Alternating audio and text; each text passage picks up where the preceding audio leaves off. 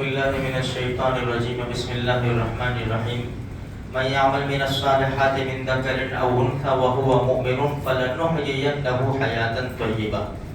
دیکھو میرے بھائیوں، شب جمعہ ہے اور ہمارے سامنے ایک 4 تاریخ ہے جو رزلٹ آنے والا ہے. نفع نقصان کا مالک اللہ ہے، عزت ذلت کا مالک اللہ ہے. ہم اپنے آپ کو اللہ کو سپرد کر دیں گے، اللہ ہماری حفاظت کرے گا. اپنے آپ کو اللہ کو سپرد کرنے کے بہت سارے راستے ہمارے نبی نے بتائے ہیں. ہم اپنے نبی کی باتوں کے اوپر عمل کریں گے.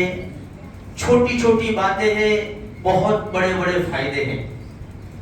انشاءاللہ ثم انشاءاللہ ہر طرف سے ہماری جان، مال، ایمان، عزت، آبرو، دکان، مکان، اولاد سب کی حفاظت ہوگی انشاءاللہ.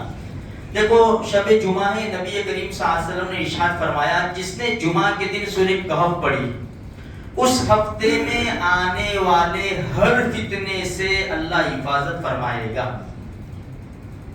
میرے بھائیوں، بہت عاجزانہ ریکویسٹ ہے، درخواست ہے کہ اس جمعہ کو تو سب پڑھے 1 گھنٹہ بھلے، کیونکہ بہت سے لوگ قرآن بہت کم پڑھتے ہیں تو ان کو سورہ کہف پڑھنے میں 1 گھنٹہ بھی لگ جائے گا، چلے گا.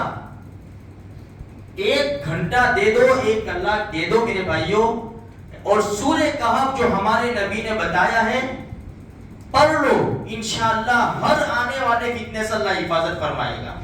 ہمارے نبی نے تو یہاں تک فرمایا کہ دجال نکل جاوے نا تو اللہ اس سے بھی حفاظت فرمائے گا. اور دنیا کا سب سے بڑا فتنہ دجالی فتنہ ہے. اور جو سورہ کہف کی 10 آیتیں پڑھتا ہے، 10 آیتیں، اس کے بھی فائدے ہیں. پوری سورت پڑھے، پاؤں سے لے کر آسمانوں تک نور ہو جاتا ہے. بہت بڑے بڑے فائدے ہیں.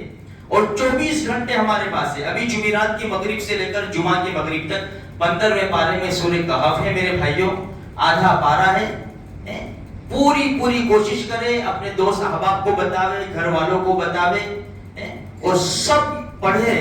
اللہ تبارک و تعالی ہماری سب کی حفاظت فرماوے. دوسرے نمبر کے اوپر سورہ دخان ہے، 25ویں پارے میں ہے. نبی کریم صلی اللہ علیہ وسلم نے ارشاد فرمایا جس نے جمعہ کی رات کو، یعنی آج جمعرات، ابھی شب جمعہ کی رات کو سورہ دخان پڑھی اللہ سارے گناہ معاف فرما دے گا.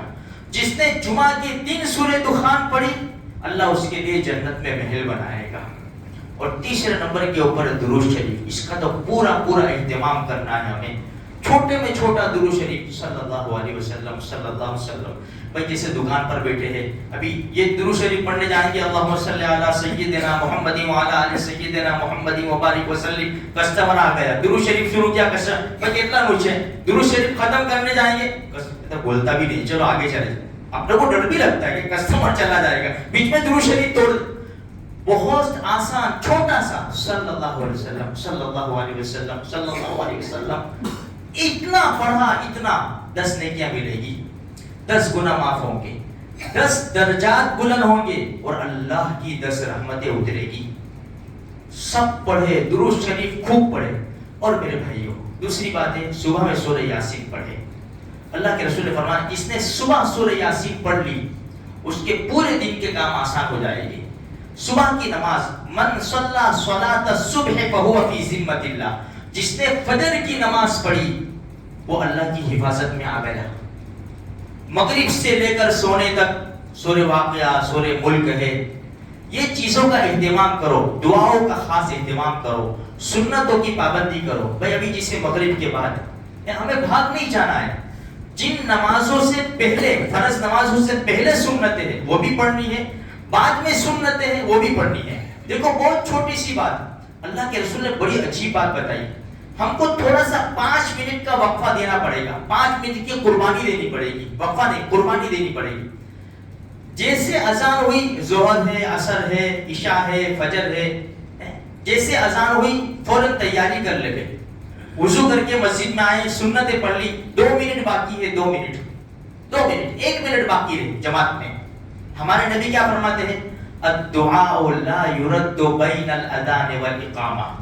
اذان اور اقامت کے درمیان جو دعا کی جاتی ہے نا وہ رد نہیں ہوتی. 1 منٹ ملی ہے، 50 سیکنڈ 30 اللہ معاف فرما دے. اللہ روزی کے معاملے میں پریشان ہو، مجھے برکت والی روزی دے دے. جو بھی ہمیں سمجھ میں آوے، جو بھی ہماری ضروریات ہے اللہ سے مانگو. گولڈن چانس ہمیں دیا ہے. جمعہ کا دن بہت مبارک دن ہے، بہت برکت والا دن ہے، لیکن مسلمانوں کے اندر اہمیت نہیں ہے. دیکھو میرے بھائیو، مسلمانوں میں غازہ کے رفح کے بچوں کو تو دیکھو، وہ جا رہے ہیں، اللہ کا قرآن ہاتھ میں ہے یار، اللہ کا قرآن، کوئی سامان ہاتھ میں نہیں، اللہ کا قرآن ہاتھ میں ہے. کوئی چھپڑ نہیں ہے، کوئی کچھ بھی نہیں ہے، مسجد نہیں ہے، کچھ بھی نہیں ہے. ایک دوسرے کو بیٹھ کر اللہ کا قرآن، ایسی حالت کے اندر ایک دوسرے کو بیٹھ کر اللہ کا قرآن سنا دیں. یہ قوم برباد ہوگی. یہ ہار کے بھی جیت جائیں گے. جسے کربلا کے میدان میں نواسۂ رسول گردنیں کٹ گئی، شہادت کے جام پی لیے، لیکن کون کہتا ہے وہ ناکام ہو گئے؟ وہ تو کامیاب ہو گئے. یزید ناکام ہوا، وہ مارا گیا، عمرو بن سعد مارا گیا. تو میرے بھائیوں کوشش کرو، محنت کرو، قربانی دو. قربانی دیں گے، قربانی رنگ لائے گی. ورنہ حالات بڑے نازک ہے، بڑے خطرناک حالات ہے. دیکھو قسم کی باتیں ہو رہی، جو بھی ہو. حدیث میں تو آتا ہے اذا وسد الامر الى غیر اہلہ فانتظر الساعہ، جب حکومت کے عہدے نااہل کو سپرد کیے جائے تو پھر قیامت کا انتظار کرو. قیامت کیونکہ قریب ہے قیامت، اور یہ سب چلنے والا ہے.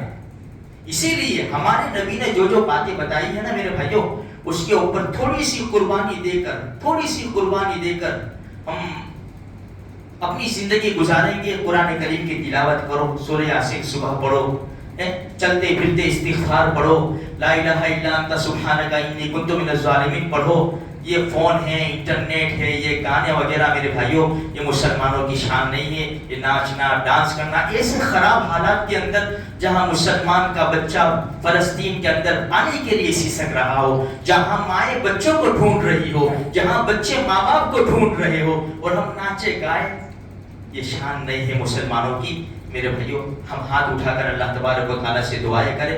اللہ تبارک و تعالیٰ دنیا میں بسنے والے ہر مسلمان کے جان، مال، ایمان، عزت، آبرو کی حفاظت فرماوے.